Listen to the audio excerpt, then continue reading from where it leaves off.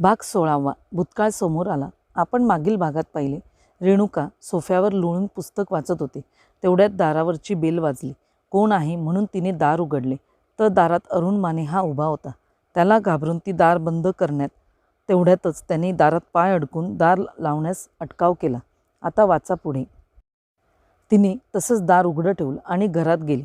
तोही तिच्या मागे घरात गेला. तो सोफ्यावर चांगला रुबाबात ऐसपैस बसला, जसं काही त्याचंच घर आहे असं समजून.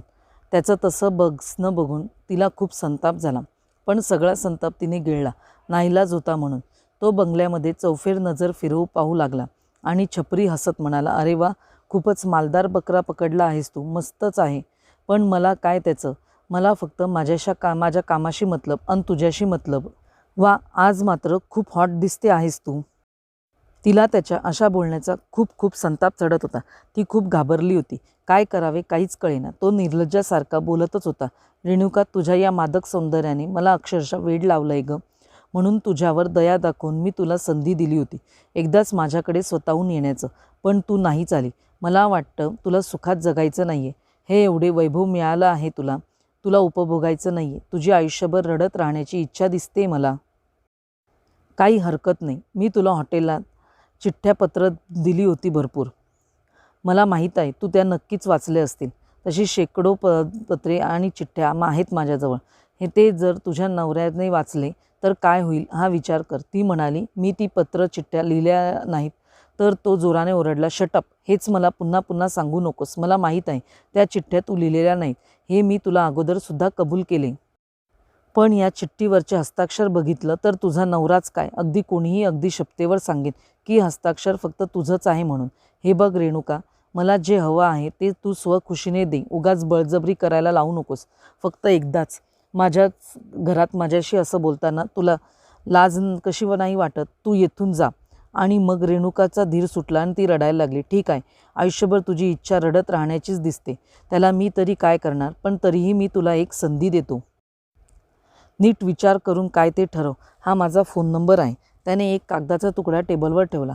अगोदरसुद्धा दिला होता मी तुला नंबर, पण हरवला असेल. तू हा नवीन घे. अजून करतो तुझ्यावर मेहरबानी मी. रेणुकाने अगदी जळजळीत नजरेने त्या कागदाच्या तुकड्याकडे आणि त्याच्याकडे बघितलं. जाताना तो म्हणाला, 2 दिवस मी तुझ्या कॉलची वाट पाहीन. नंतर मात्र तुझ्या नवऱ्याला मला पाठवलेली 4 प्रेमपत्र त्याला देईन. नंतर मात्र मला मुळीच दोष देऊ नकोस रेणुका, फक्त 2 दिवस. एवढे बोलून अरुण निघून गेला. रेणुकाचे सर्व शरीर एकदम गळून गेले. तिला मानसिक आणि शारीरिक थकवा जाणवायला लागला. संध्याकाळपर्यंत ती बेचैन अवस्थेत सोफ्यावर पडून राहिली. काय करावे हेच तिच्या लक्षात येईना. ती पूर्ण हतबल झाली होती. आकाश संध्याकाळी घरी परत आला. तिचा उतरलेला चेहरा बघून त्याला अतिशय दुःख झाले. त्याने तिच्या तब्येतीची पुन्हा विचारपूस केली. तिने आकाशशी समजूत घातली. त्याच्याशी खोटं बोलताना तिला अतिशय वाईट वाटत होते.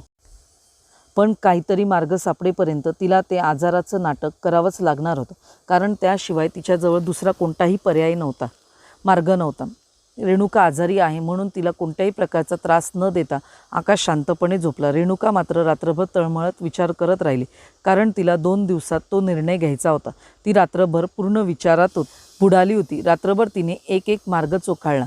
तिला फक्त 3च मार्ग दिसत होते. एक म्हणजे अरुणच्या म्हणण्याप्रमाणे आपलं शरीर त्याला अर्पण करणे. दुसरा मार्ग म्हणजे आकाशला सर्व काही हकीकत सांगून त्याला विश्वासात घेणे. आणि तिसरा मार्ग म्हणजे स्वतःचं आयुष्य संपवणे, म्हणजे आत्महत्या करणं आणि या सगळ्या गोष्टीतून स्वतःची सुटका करून घेणं. पण हे 3ही मार्ग तिला चुकीचे वाटत होते. अरुणला शरीर अर्पण करणे म्हणजे व्यभिचार होता आणि आकाशला सगळी हकीकत सांगणे म्हणजे त्याला आयुष्यभर विचारांच्या गर्तेत लोटल्यासारखे होते.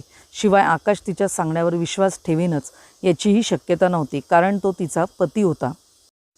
खूप विचार करून समोर जसा प्रसंग येईल तसं वागायचं असं तिने ठरवलं. त्याचवेळी तिच्या मनात येऊन गेलं, पण आपल्या संसारात विष कालवले गेले तर? रेणुका सर्व बाजूने चांगलीच कचाट्यात सापडली होती. कोणत्याही प्रकारचे पाप केलेलं नसताना तिला नाहक नको त्या प्रसंगाला तोंड देण्याची वेळ आली होती. तिच्या लग्नाला काही दिवसच झाले होते. अगदी नववधू प्रिया मी बावरते असं म्हणत लाजत साजत तिच्या नवऱ्यासोबत रममाण होण्याचं सोडून तिला अशा भयंकर गोष्टींना तोंड द्यावे लागत होते. सुखी स्वप्न संसाराची स्वप्न पाहण्याचे दिवस आलेले असताना स्वप्न भंग होण्याची चिन्हे तिला दिसत होती. खूप खूप विचार करून शेवटी तिने एक पक्का निर्धार केला आणि डोळे मिटले. 2 दिवस असेच निघून गेले आणि तिला शंका होती तोच भयंकर असा दिवस उजाडला. त्या दिवशी संध्याकाळी आकाश कंपनीतून घरी परत आला, पण त्याचा चेहरा पूर्णपणे उतरलेला होता. आल्याबरोबर तो नेहमीसारखा वागला नाही. नाहीतर कंपनीतून एकदा येताना अगदी हसतच उत्साहाने घरात यायचा. रेणुका त्याच्या रूममध्ये सापडली तर तिला आलिंगन द्यायचा, घट्ट मिठीत घ्यायचा, तिला उचलायचा, तिला किस करायचा आणि तिच्याशी खूप खूप गप्पा मारायचा. कंपनीत घडलेल्या सगळ्या चांगल्या वाईट गोष्टी तिच्याकडे शेअर करायचा. तिच्यासाठी जमेल तसं गाणं म्हणायचा, कविता करायचा. त्याची लहान बहीण पिहू हिच्या डोक्यावर टपली मारायचा, तिला खूप खूप चिडवायचं. असं घरात आल्याबरोबर त्याचं सुरू व्हायचं. तो घरी आल्याबरोबर घर असं गजबजून जायचं. असंच रेणुका आणि आकाशचं आयुष्य खूप खूप सुखात आणि आनंदाचं झालं होतं. त्यांची एकमेकांसोबत बांधलेली रेशीम गाठ पक्की झाली होती, कधीही न सुटणारी न तुटणारी. त्यांच्या आयुष्यात हे असं भयंकर वादळ येईल त्यांना कल्पनाही नव्हती आणि त्यांच्या या भयंकर वादळात त्यांचे जीवनच अस्ताव्यस्त होऊ पाहत होतं. त्यांच्या सुखी संसाराला कोणाची तरी वाईट नजर लागली होती, असेच विचार आकाशकडे पाहून रेणुकाच्या मनात चालत होते.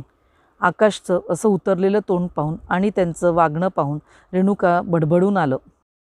आज नक्कीच काहीतरी झालं आहे याची जाणीव तिला झाली, कारण येणाऱ्या भयंकर वादळाची चाहूल आकाशला नव्हती, पण तिला मात्र लागली होती. म्हणून तिला समजलं होतं. आकाश आपल्याबरोबर आल्याबरोबर घरात घुसला आणि सोफ्यावर रेलून बसला. ती त्याच्या जवळ गेली आणि त्याच्या डोक्यावर हात ठेवून काहीतरी बोलणार. तेवढ्यात आकाश तिच्यावर जोराने ओरडला, "तू माझ्याजवळ येऊ नकोस, दूर हो, म्हणजे तेव्हा मला जरा बरं वाटेल." रेणुका म्हणाली, "चुकलं का माझं काही?" आकाश म्हणाला, "नाही गं, तुझं काहीच नाही चुकलं. चुकलं फक्त माझंच तुझ्याशी लग्न करून. खूप घोड चूक झाली माझी." "अहो पण," ती काहीतरी सांगण्याचा प्रयत्न करू लागली. "चूप, एक अक्षर देखील बोलू नकोस. नवऱ्याला फसवून दुसऱ्याशी प्रेम करून प्रेमपत्र लिहायला लाज नाही वाटत? ही पत्रे वाच, म्हणजे काय ते तुला लक्षात येईल." एवढे बोलून आकाशने 5-6 कागद तिच्या अंगावर फेकले आणि पुन्हा म्हणाला, "किती किती घाणेरडं लिहिलं आहेस तू या पत्रांमध्ये, छी." त्या कागदाकडे दुर्लक्ष करीत रेणुका म्हणाली, "यावर विश्वास बसला तुमचा? म्हणजे या तर चोराच्या उलट्या बोंबा झाल्यात. हे अक्षर तुझं नाही." आकाश संतापातच तिला बोलला. ती अगदी काकुळतीने म्हणाली, "अहो नाही, हे अक्षर माझ्या अक्षराप्रमाणे आहे, पण माझं मात्र नाही. ही पत्रे मी मुळीच लिहिलेली नाही. मी तुम्हाला सर्व व्यवस्थित सांगते.